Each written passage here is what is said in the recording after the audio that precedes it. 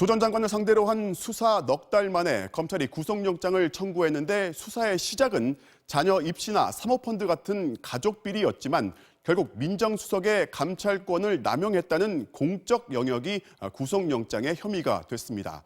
이를 두고 검찰 입장에서 직권남용이 입증하기 수월한 혐의이고 무엇보다 그동안 검사들에 대한 자체 감찰에서 봐주기 비난을 받아온 검찰도 결코 자유롭지 않다는 지적도 나옵니다. 이어서 박종욱 기자입니다.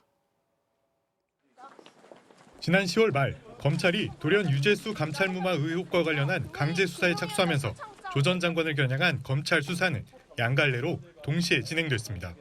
검찰이 가족 관련 비리 혐의가 아닌 직권남용 혐의로 구속영장을 청구한 것은 상대적으로 영장 발부 가능성이 더 높다고 판단한 것으로 풀이됩니다.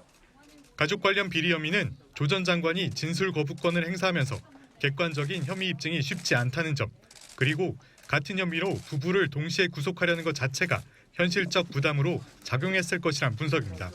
반면 직권남용은 김기춘 전 비서실장 등 이른바 적폐수사 당시 광범위하게 적용했던 혐의였던 만큼 사안이 보다 중대한 것은 물론 명분상으로도 유리하다는 계산이 깔린 것으로 보입니다. 형법에서 직권남용은 공무원이 직권을 남용해 의무 없는 일을 하게 하거나 권리 행사를 방해한 때 성립합니다. 일각에선 박근혜 정부 시절 미르재단 등의 비위 의혹 감찰을 하지 않아 직무유기 혐의로 1심에서 유죄가 선고된 우병우 전 수석의 경우보다 더 중대한 사안이라고 주장합니다.